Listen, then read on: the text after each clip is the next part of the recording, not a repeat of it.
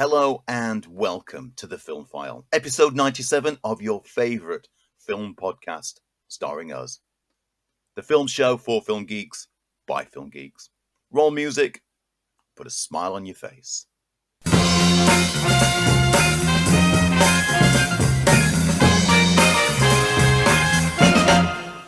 Hello and welcome. I'm Lee Ford. And I'm Andy Beacon. And this is, of course, the FilmFile, your favourite film podcast. Your favourite film podcast starring us. Well, we certainly hope so. Hope you're well. We're good, I think, over this end. You've got a bit of a cough, which might work its way into this episode. I'm hoping it's not the vid. I'm afraid it's the vid now. Me and the vid have been so close together, but I've not actually caught onto it. You know, I'm just like calling it the vid now. Mortal enemies circling each other. Yeah, I've woken up this morning with a bit of a cough. I'm trying to keep it under control, but yeah, I will edit out any coughing fits that I have, so the listeners at home don't have to listen to it. This is the advantage. I mean, I've said before about the advantage of this recording online that we've been forced into through lockdown 1. That now both of our audio tracks are completely separate. So whenever, Lee accidentally sneezes at a high-pitched volume, which happened about 3 episodes ago, or I go off on a big tangential rant while Lee's halfway through saying which something, happens most episodes. I can remove things to make it a bit more clearer. But this week on the FilmFile, as you know, we always do a deep dive. And this week, in time for American Thanksgiving, we've got the 1987 comedy written and produced and directed by the late, great John Hughes. Stars Steve Martin and John Candy. He's good-hearted, he'll make you cry, and he'll make you laugh. And it is Planes, Trains and Automobiles.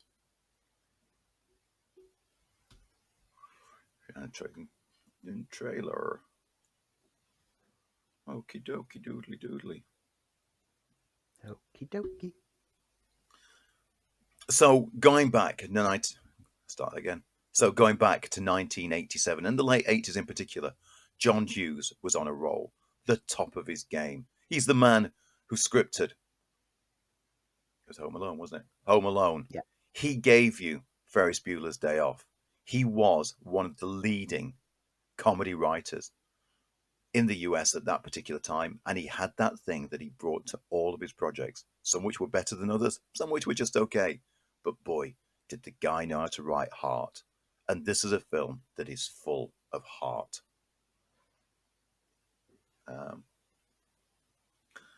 Starring Steve Martin as Neil Page, a high-strung marketing executive, and the late, great John Candy as Del. Is it Del? Is it Del? Or Dale? It's Del, isn't it? Del Griffin, a good-hearted Griffith.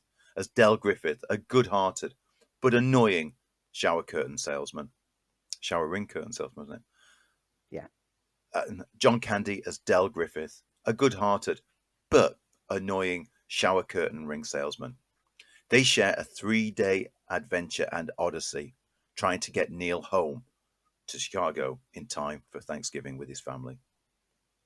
It's one of those films that the time that you watch it, it will mean something to you the first time you watch it. And then subsequently, it will take you back to a time. It is one of those films for me, which is absolutely timeless. Yes, it has a 1980s setting, and there are aspects of it, like the use of mobile phones, aren't a part of the plot and could have helped it tremendously. But it's just the heart of this movie that is absolutely timeless. It makes me laugh. It still makes me laugh, even though I've seen the gags hundreds of times. And it still brings a tear in that last third, because of why this film works is all the right combination of cast, Steve Martin and John Candy, the joy that John Hughes brought to all of his films, that heart, that knowing how to take a very small plot and be able to reap the best out of it. It had impeccable chemistry between the two of them, between Martin and Candy, and the depth of humor and emotion is just absolutely spot on. I've lived planes, trains, and automobiles on more than one occasion, and every time I've been in that situation, it just reminds me of this film. There are little bits of it that just make me smile. I'm a sucker for a buddy movie. I'm a sucker for a road movie, and with those characters and with these actors, it's exactly why it works. I can't express it enough. It's just a bittersweet, lovely film.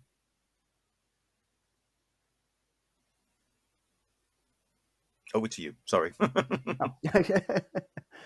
um, now, you said that like it's one of the films that when you first see it, you fall in love with it. I didn't.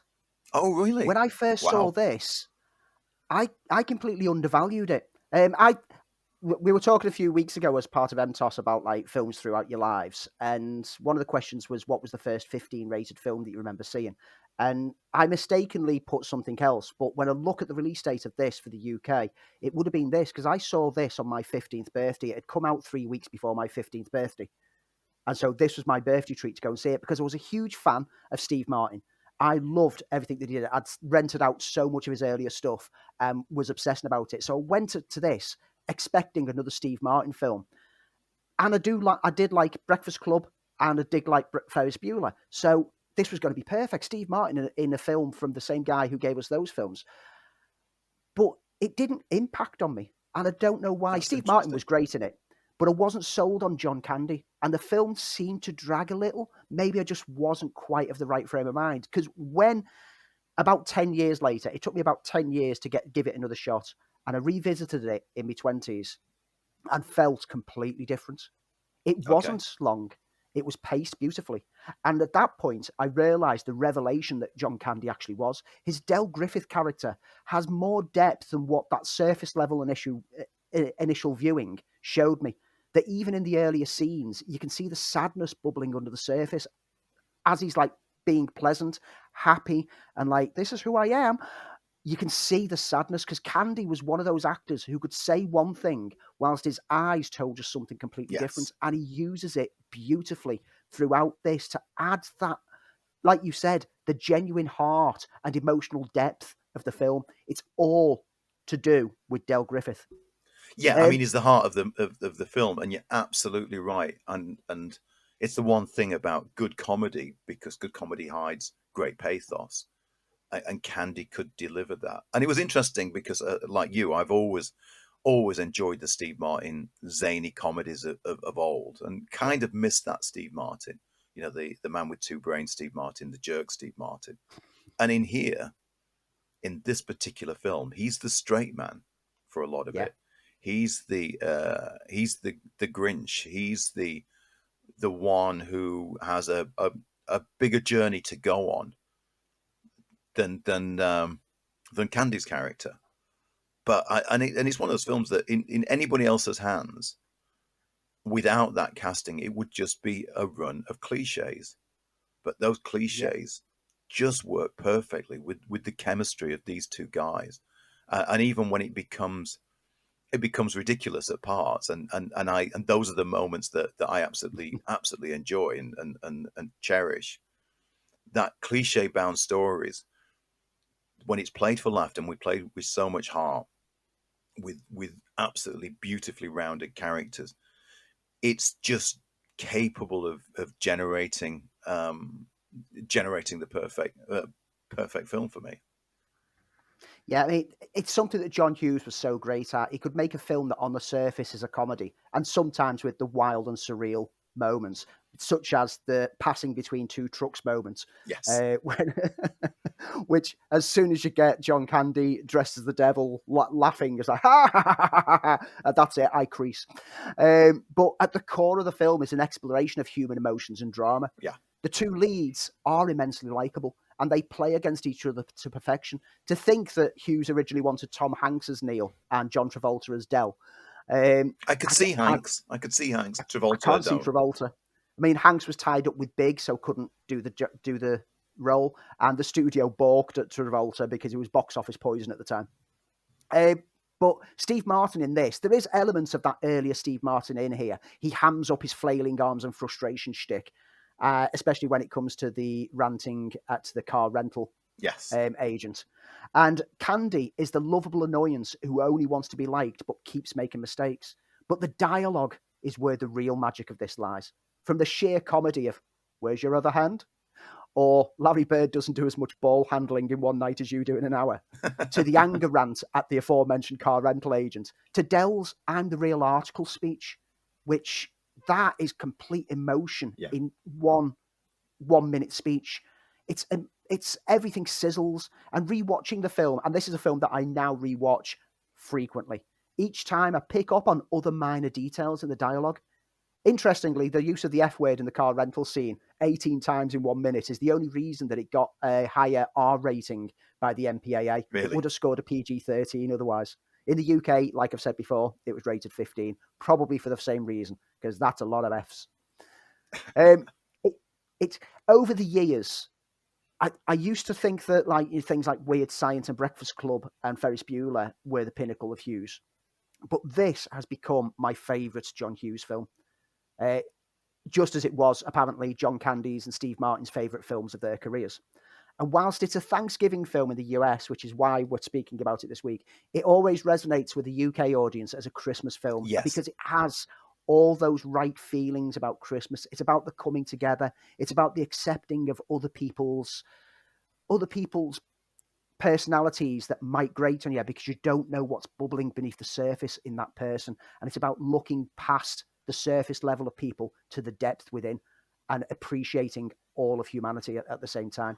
If you remember when we talked about this before starting, I had to correct myself to say, oh, this wasn't a Christmas film. But you're right. I never thought about in those terms that it does feel like a Christmas film. It feels like a great holiday film.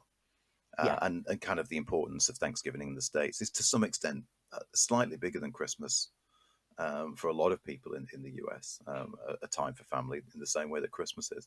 But everything you say is right. It's beautifully cast between the two. Such great on-screen chemistry. The pacing's absolutely spot on. The dialogue's funny. The asides are funny, and ultimately the thing that John Hughes, yeah. The thing that John Hughes did so remarkably well was to make the small in his storylines feel big. He did the same with Home Alone. No, it's not my favorite John Hughes movie, but he just knows how to tap into sentimentality without it feeling mawkish at any time. Yeah. If you've not had a chance to see Planes, Trains and Automobiles, if you've not had a chance to live it, give that a go. But if you've not had a chance to see it, go and go and see it. Try and find it on your nearest streaming platform, or even pick up the Blu-ray or DVD, because after you've watched it once, you'll watch it again. Andy, do you know where we can find this film? It's not available for free on any streamers at the moment, but you can pick it up for.